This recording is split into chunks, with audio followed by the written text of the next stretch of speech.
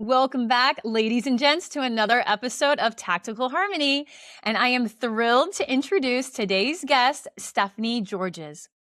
Stephanie is a seasoned executive and strategist with 4 decades of experience guiding organizations through disruption, reinvention, and large-scale transformation. She began her career as a top-ranked Wall Street analyst during the telecom deregulation era.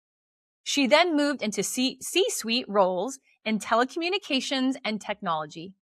A Harvard Advanced Leadership Initiative senior fellow, she is now co-creating the Meraki Dignity Project, a women's movement dedicated to restoring dignity, including an immersive AI-enabled platform for women over 50 navigating key life transitions with intention. Stephanie, welcome to the Tactical Harmony Show.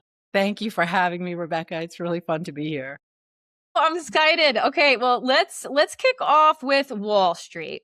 So, what did you learn about yourself and your team and your colleagues through the chaos during the telecom deregulation era?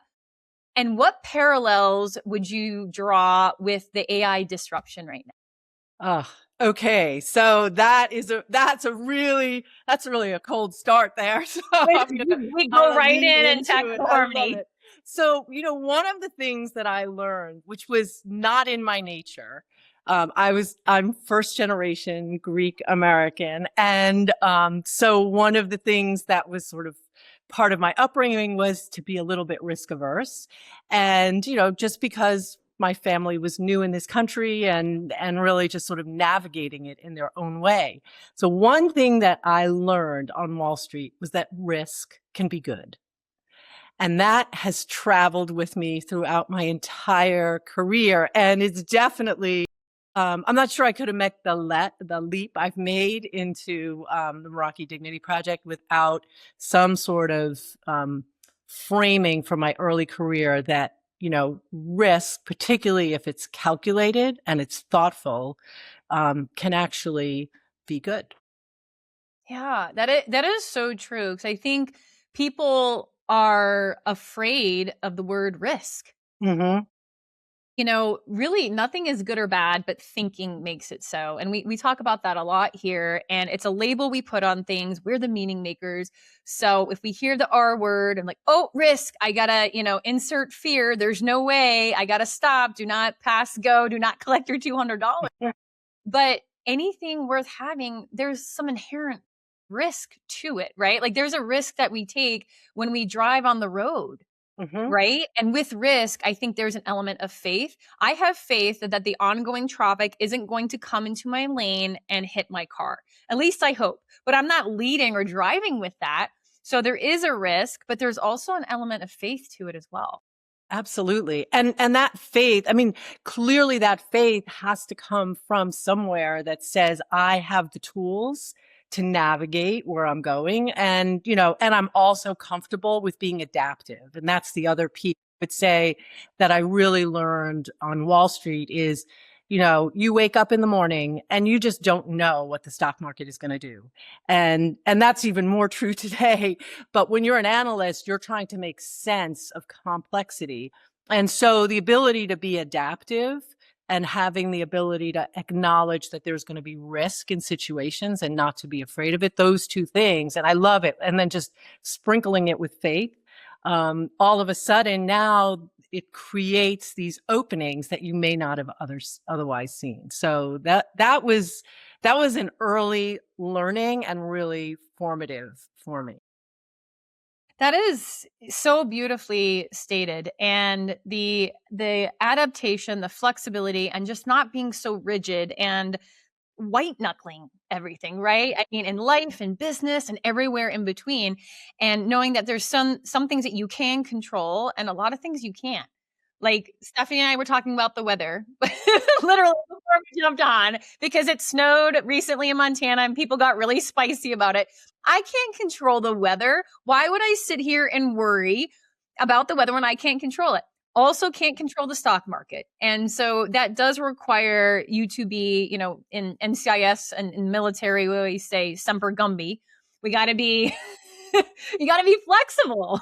I would imagine you had more experience than I could ever have in terms of being adaptive. But you're right. Like I could wake up in the morning, go to the office, which was usually like 7:30 in the morning to get ready to deal with the market. And then all of a sudden, some big news, whether it was global, like a CEO resigned or a company was going to go through a big restructuring, something that was not even on my radar the day before. And you're sitting there with just, with all you have are the people around you and then the tools that you've learned to sort of navigate, well, is this a good thing? Is this a bad thing? How do I analyze that? What do I do for my investors? How do I protect them? So again, it was very, very, like, I like the way you say it, very, very flexible and needing to just kind of find a way to get through it. Yeah, and before I move on to my next question, I think there's an element that you stated, and I want to double tap on it. It's that you're not just taking risk arbitrarily and flying by the seat of your pants, so to speak. It's calculated, and you just organically explained a framework. Like I'm assessing, I'm reading the room. What do my investors want, and probably a million other questions. I'm sure that you asked in your experience. And that's a part of it. And so, it's not that we just sit back and let life and business happen, but no, we lean in and we're like, okay, this is the intelligence presented to me today. What am I going to do about it? What's the good? What's the bad? Are there contingencies?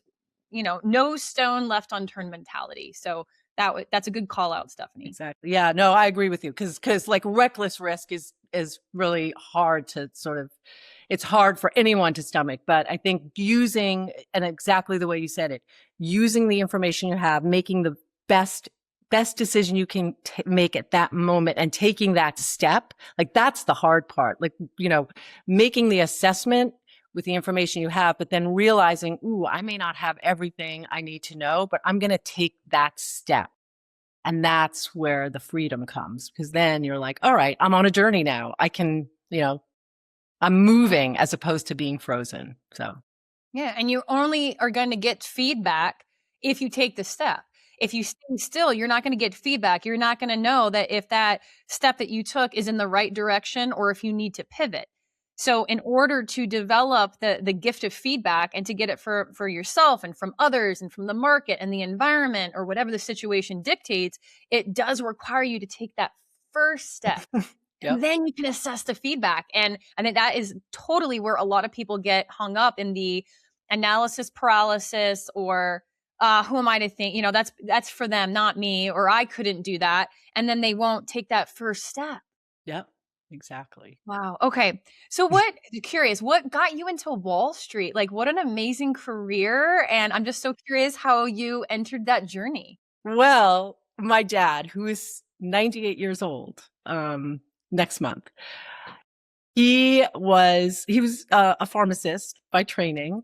And then, but was always intrigued with the stock market. And I remember as a young, 10 years old, he had picked a stock for each of us. There were three of us. I had a sister and a brother, and he would have us follow it. He taught us how to read the Wall Street Journal.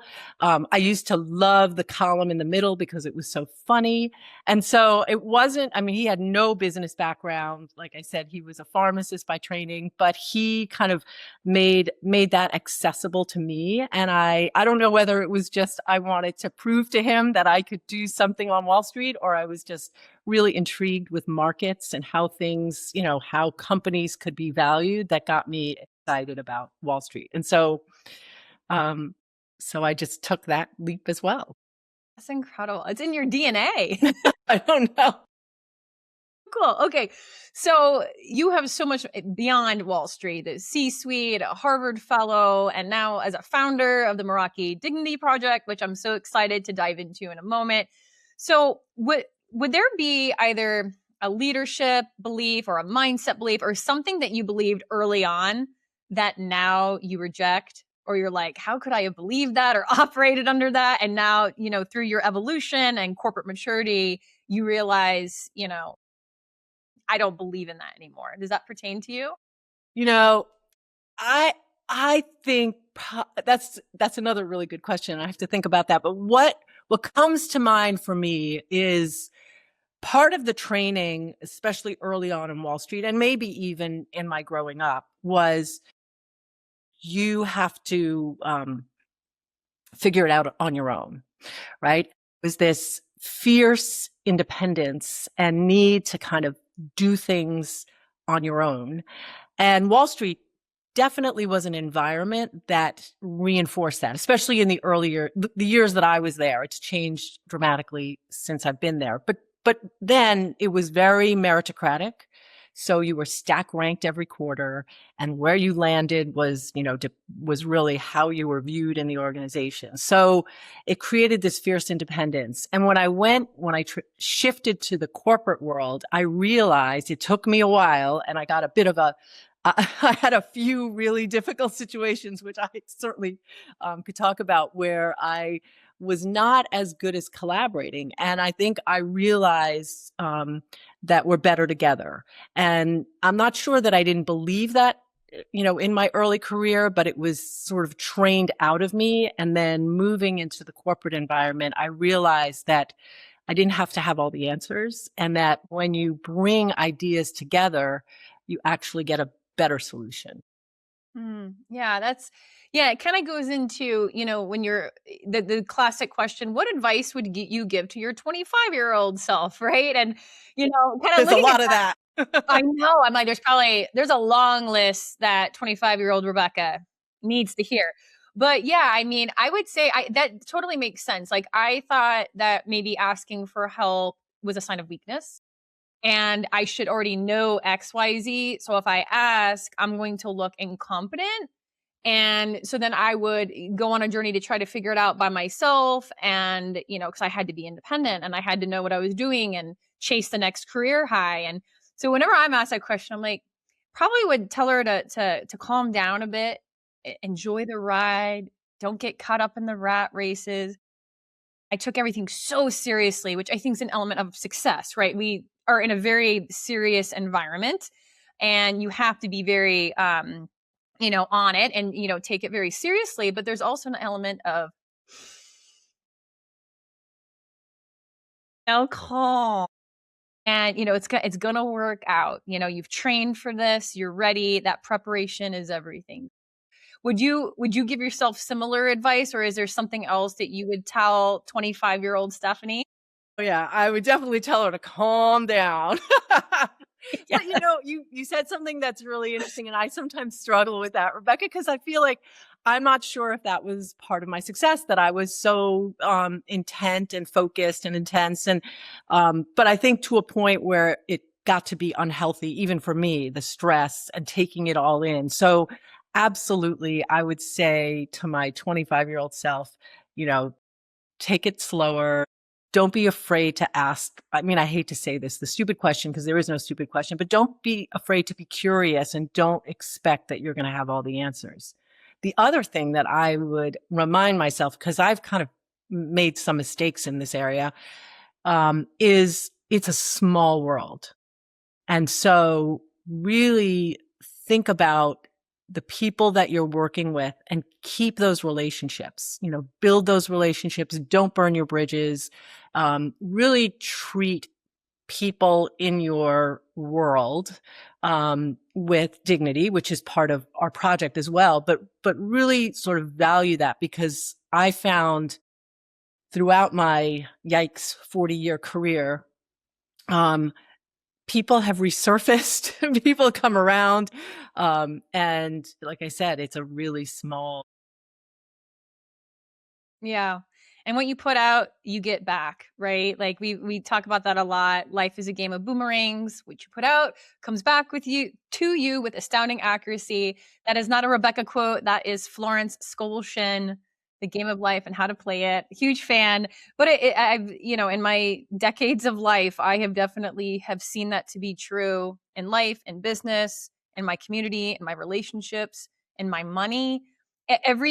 Every part of my life. And so it's a wonderful reminder. And we should always remind ourselves of that. So thank you for sharing that, Stephanie. So, okay, let's talk about the project. Like Meraki Dignity Project, my love for this and the name, and I'm so excited to dig in. So what prompted you to create this? Was there a moment? Was it a series of moments? Was it like a breakthrough? Like, tell us how you developed this. I wish I could say like this lightning bolt appeared and everything, was written in the stars in like capital letters. But actually it sort of happened in a way that I've come to appreciate, which is I, you know, I think when you're open, I found that my world had become really, closed. And what I mean by closed is I was sort of on autopilot. I loved what I was doing, but I knew how to do it, and it didn't really feel as challenging as it was. So it became a bit rote. And I recognized, and it took a while, but I kind of found my path to say, okay, I've got to take a risk and take a leap and take that step, like we were just talking about.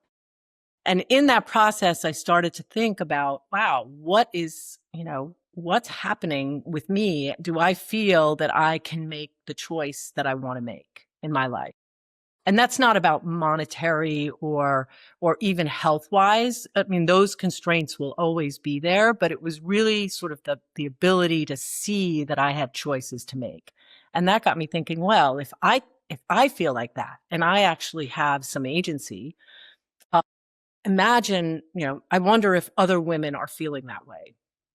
And as I started to talk to women, I was finding kindred spirits. Like, wow, I really have gotten to this point in my midlife that I'm not getting the joy out of what I've been doing, and not because of the people around me, but probably myself. And I don't know how to take that next step. So out of that idea, the Meraki Dignity Project was born. So, a pursuit of Meraki, which is a Greek word that is about, it's really hard to translate, Rebecca. And it's like this feeling of I'm going to immerse myself in something and it's just going to be, you know, all my creativity, soul, and love. And it could be anything. It could be knitting. It could be surfing. It could be, a career. But it is this um, match that happens when you have the ability to make an intentional choice.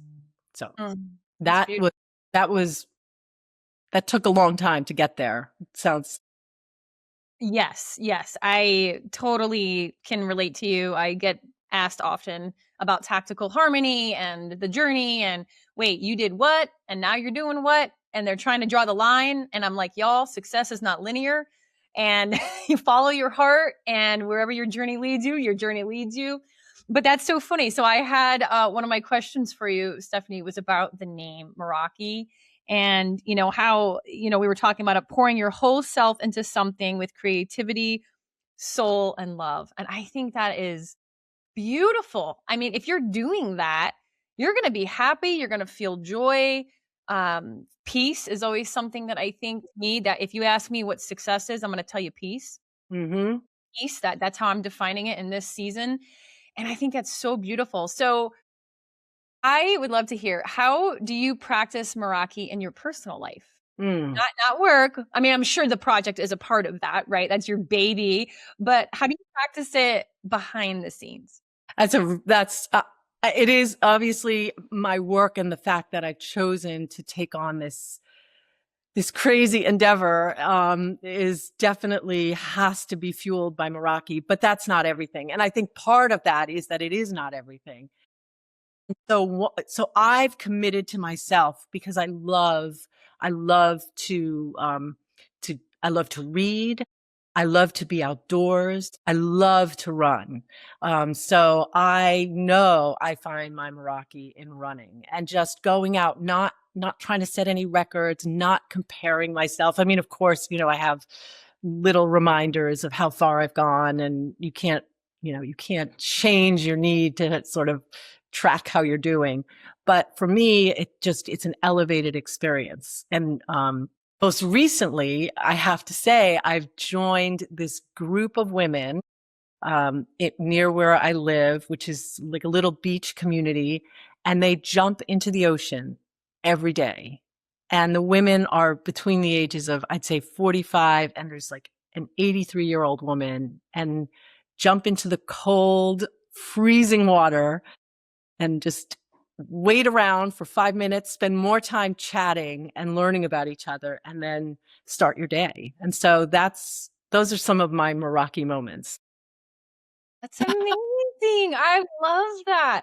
And you know what? And maybe this is a tagline, but if it's not, it should be for you. Like, what is your Meraki? So I'm already thinking right now in my day, what is going to be my Meraki today? And right, and like right now I am really in the mindset of really experiencing flow and allowing myself to feel that flow state. So Hmm. I'm a big proponent of alignment and, in everything that you do and values and whatnot, but really entering that flow state.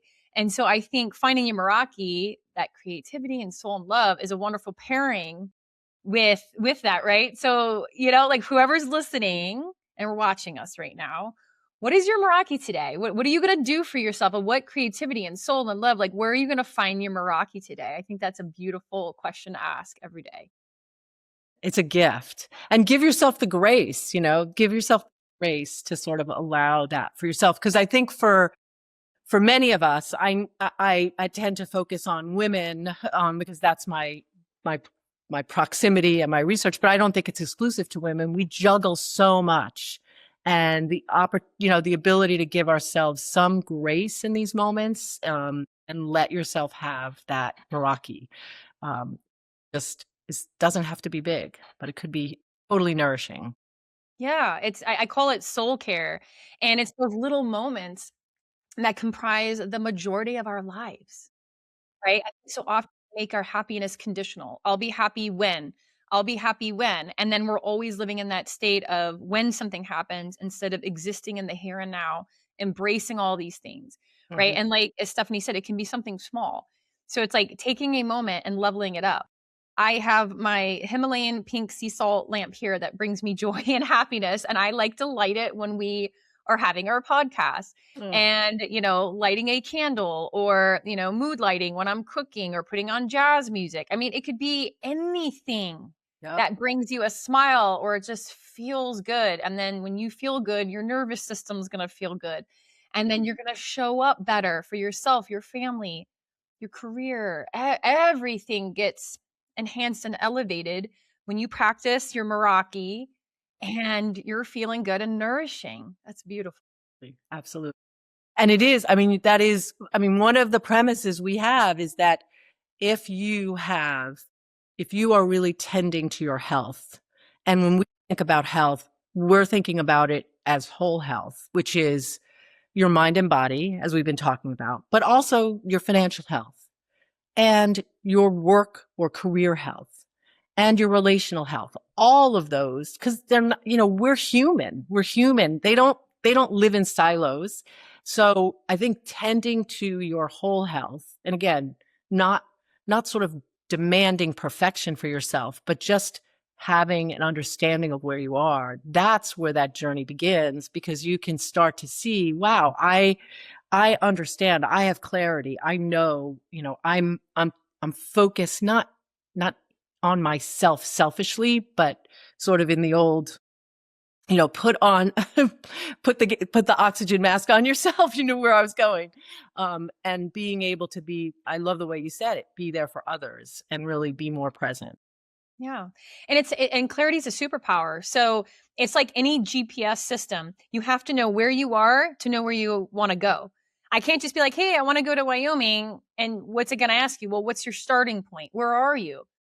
And that requires a level of introspection. It requires you to be raw and honest with yourself, because Hmm. there could be a moment where you're like, "You know what? I don't like where I am." And it could be financially or in a relationship or in your career or in a state, like geographically, like whatever it is for you, but you got to be honest, and where do you want to go? And so, yeah, I could not agree more. Yep. And yeah, exactly. Yeah. So, okay. The I wanted to comment on this. The level of intentionality with the Meraki Dignity Project is admirable. I absolutely love it. And you put on there the mission, you put on there the vision and the values. And Hmm. that's something that we talk about a lot, right? Like, what's your mission? What's your vision? What are your values? Like as people, because usually we put it on in my career, that this is the mission I'm going for and the vision and the values. And that's important, but we should also do that as humans. Like, I know my North Star, I know my values. So I'm curious the journey of how you developed the mission, the vision, and values for the Meraki Dignity. That's I'm so glad you asked that, because it is to your point. Sometimes, and I've done this in corporations where it's like a poster, and it just becomes this thing that people sort of pass by on their way to the restroom, and they're like, "Oh yeah, those are our values." So we were extremely intentional about it, and I'm so glad that you sense that. Our our mission is to change the world one woman at a time. And so we felt our mission had to be bold and real. And so, there's nothing wrong with audacity.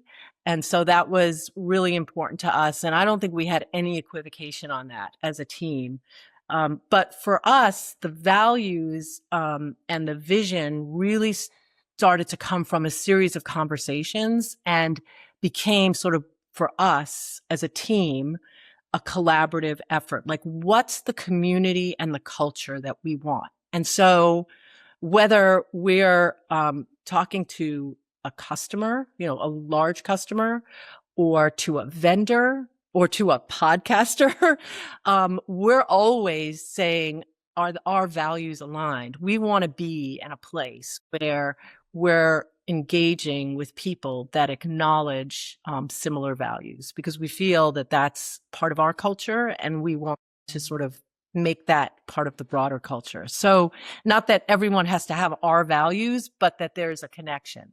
So we went through a process, not a big process, but we talked about it for a long time and codified it. And honestly, Rebecca, it was one of the first things we did. And we ask everyone who works with us, we share it with them. We ask them to commit to those values. And our intent is those will never change. That's beautiful. And it sets the culture, it sets the tone, and it magnetizes those that you should be working with, and then it repels those that maybe aren't ready yet, or they just don't align. And both of those are equally perfect, divine, and wonderful. And I love that intentionality. And I did pick up on it. I'm excited for everyone to go check out your website, and we'll make sure we'll give them all the links here in a moment. But I'm curious, so through that, how did it come to be that you're like, you know what, we're going to make this an AI enabled platform? Like, how was that part born? Because that's a huge Oh, force that was multiplier. totally, talk about happenstance and like flow, or just, serendipity. I don't know what the word is. A harmony. I love the word you use, harmony.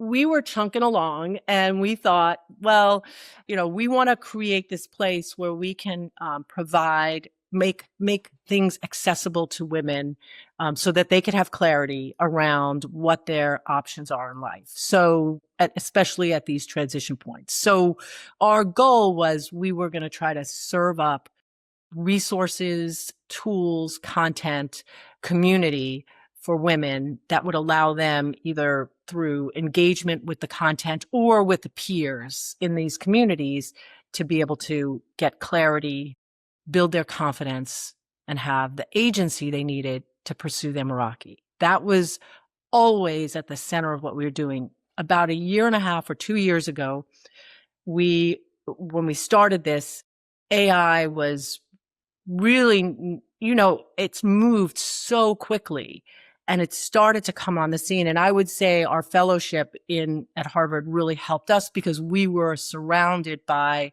some scholars who were very focused on AI, and we started to engage with them and learn about it. So I think it was just a matter of being in the right place at the right time, seeing that AI had the potential to make what we wanted to be much more accessible, much faster, much more economically for the user and for us than we ever imagined. So it was a gift. I mean, AI has both sides, and we can talk about that. But for us, we felt that we saw it as an amazing tool to reach women in a way that we never really imagined. So sort of being in the right place at the right time, being open to it, and just taking the risk. Yeah, there you go. So full circle, y'all. Like we started talking about risk. And Did learn. It's technology, and like in a year or two, 5, 6, 7, I don't know, 10 years, there's going to be something else. There's going to be another bell, whistle technology, and it's leveraging the tools that are at your fingertips at the time it makes sense. And so, if you were to do this 10 years ago, maybe you wouldn't have built it as an AI enabled platform, or maybe the evolution would have, included that ultimately. But even Tony Robbins has a, what are they called? AI bot or AI clone. Mm-hmm. So he cloned himself, he trained it. And so you can get this Tony Robbins bot or whatever it's called, clone. I don't have it, but I think y'all know what I'm trying to put down to pick up. But, and it's way more accessible than his programs or, investing in a mastermind. If you are not financially able to do that yet, you can get this AI Tony Robbins thing and then start where you are. So that's so nice. Like you said, that accessibility, you want this out there, and that is enabling you even more to execute your mission and to reach your vision so much faster and sustainably. Exactly. And I think that is, I mean, if I were to share one thing with your audience, is I think rather than being afraid, back to our conversation of risk, and I think there are things to be feared about AI, no question. And I'm not in a position to kind of sort of pontificate on that in any way. But I think understanding AI and immersing yourself in it and giving yourself access to those tools, I think for all of us is critical, because it's not going away. And so your ability to sort of wrestle with it and engage with it and not be preempted by it, not be sort of overcome by it, is really just taking that step and, getting on Chat or getting on Claude or getting on Perplexity, whatever large language model of your choice, and just tooling around with it and asking it questions and seeing what it does. I think the more people sort of engage with it, the better we understand it, and the less it will control us. 100%. Could not agree more. And I recently had someone who is an AI expert, a chief AI officer. And he's amazing. His podcast has not dropped yet, but by the time you're listening to this, yes, it has dropped. So say that. But yeah, we fear what we don't understand. The end. And so it's with anything in life. So as Stephanie so eloquently stated, get in there, go face to face with it, play around with it, be playful with it, lead with curiosity, which we've talked about. Maybe you want to remodel your kitchen, or you want ideas on how to go to, you have multiple kids and multiple games, and use AI to help you with your calendar. Figuring out a project outside in your yard or with flowers. Be playful. There's no using air quotes here, risk with that. You obviously want to make the final judgment and make sure it's accurate. And that's a whole other conversation with LLMs and whatnot. Totally. Be playful, engage. Yeah. And then you realize that when you come face to face with the line, it's going to back down. Exactly. I mean, the time to learning with AI has shortened so much. So you can, like, anything you're curious about, and I agree with you 100%, Rebecca, like, don't just take it on face value, challenge and test. But I think the ability to sort of leap into something, the barrier to that has come down so much, and it's really exciting. It is. Yeah. And if you put that energy out, that's what you're going to receive, and being mindful and doing it smartly and all the things. So Stephanie, we talked about a little bit about your Meraki and how you do that in your personal life. And you mentioned running and all of these things.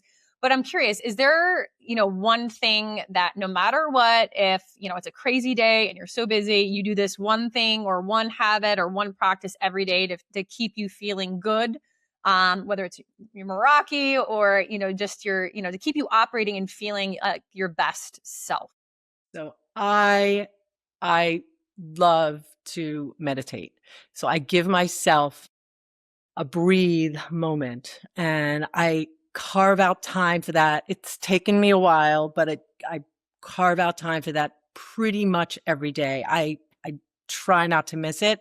And it's not a big production. And that's one other thing I found is if you sort of set this unrealistic goal for yourself at the beginning, or I will speak for myself. If I said, oh, I have to meditate for 10 minutes and every day and not miss a day, it just becomes unattainable and you don't even start.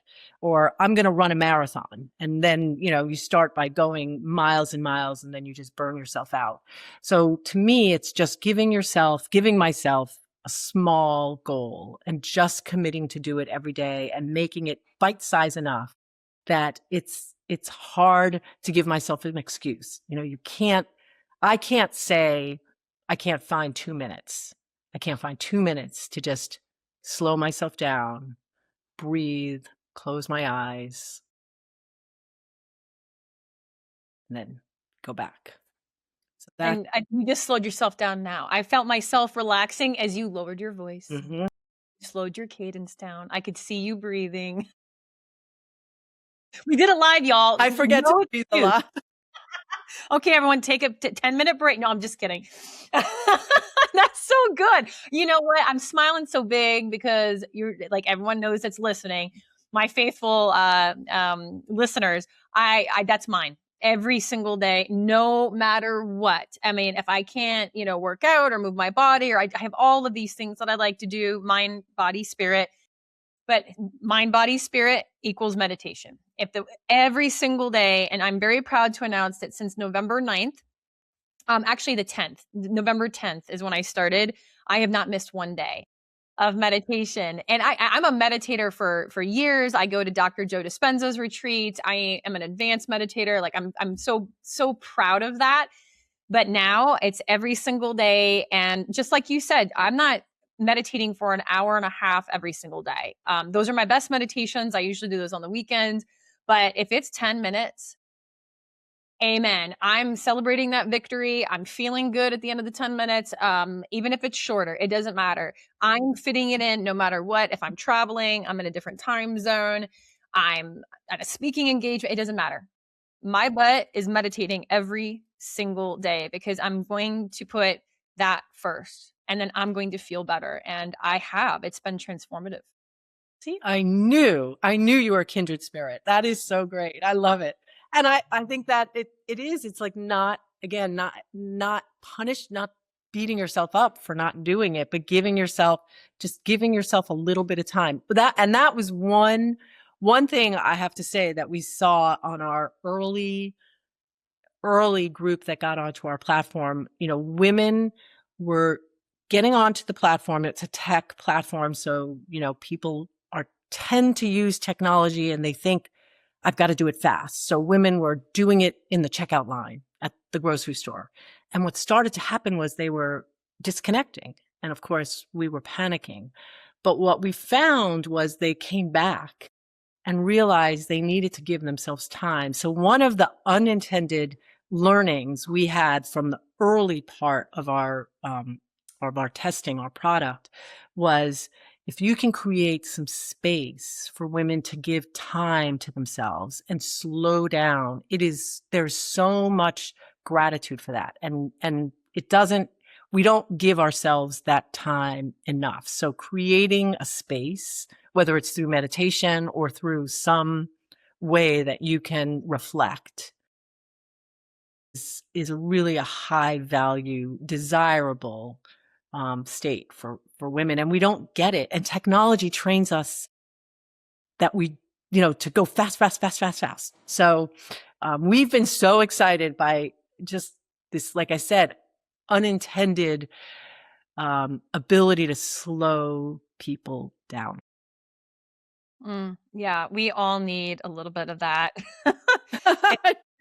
Especially, like, we all need that. Like, I even feel myself calming down as you're describing it. And yes, it is such a gift for yourself, for others. So before we part ways, 2 last questions for you. First is, what's new and exciting with the Meraki Dignity Project? Like, is there anything new that we want to share? Like, tell us about what's new and exciting, whether it's going on now or in the next several months or year. Okay. So, I mean, the most exciting thing is that we're getting to a point where there's a beta, which will be in June. So perhaps even when this is out there, which anyone on this podcast can join or sign up for. And once you sign up, we can give you, if we have enough spots, we'll let you join the beta. So that's becoming available in a very, very short time. We've been working on it for about a year. So it is really exciting for us. And what's also exciting, which we knew we wanted, but we weren't really sure we were going to be able to execute it, is not only are we going to be able to provide women with resources and tools and the ability to map, like you said, take a view of who they are and the GPS. I love that. And where you're going, like starting out, where am I? We also are going to be able to launch our beta with community. So when you come onto the platform, you can actually have peer-to-peer interactions in these community spaces where other users on our platform are in similar transitions or have experiences that are similar to yours. So whether it's menopause or whether it's leaving a career or whether it's, learning to knit, whatever communities the group wants to set up, we now have that capability with the beta, which we weren't really sure. So we're very excited about that. Yeah. Oh, that's so exciting. We call it intelligence meets wisdom, because it's the intelligence of the platform and the wisdom of the women on it. Oh, I love that intersection. Yes. Oh, that's awesome. You need to repeat that. We're going to clip that. Okay. Intelligence meets wisdom. Well, we really feel like, as much as we love what AI has opened up for us as an organization, what we really value is the human interaction. We didn't want, look, even this, right, is different than texting or different than engaging on email or asynchronously. So we really felt that it was important to have a human element to. Yes. Amen. Oh, that's so wonderful. Okay. Well, last question for you. And you've dropped so many amazing things. I ask every guest the same exact question: is what message, takeaway, theme would you like to leave our listeners here with today as it pertains to either leadership, mindset, or performance, or finding your Meraki, as it were? I think that I love that. Thank you. I think that for me, it's just take the first step. That's it. Like, just take the first step, because if you're trying to figure out where you're going to be 10 steps down, it's going to paralyze you. So I guess my biggest piece of advice is take the first step. Love it. Stephanie, where can people find you if they are interested in learning about you or the Meraki Dignity Project? Can you share where they can find you? Yes. So we are at MerakiDignity.com. So come to our website. There's lots of good stuff on there. You can sign up for the beta. There's a little box there for you to do that. And if you're into it, we have a Substack. Kate Lilienthal and I have launched a Substack, which is kind of a place where we're building community while we're waiting to build community. So if that's a place that you traffic, look for us. It's Meraki Dignity on Substack. So those are the two places I'd say you can come and connect with us anytime. Absolutely love it. Stephanie, thank you so much for being a guest on our show. I've learned so much from you. I know our audience has, and I appreciate everything that you're doing, your heart, your leadership, your experience, and everything with this Meraki Dignity Project and the impact it's going to have on so many women's lives. So thank you so very much. Well, thank you, and right back at you for what you're doing. Thank you, Stephanie.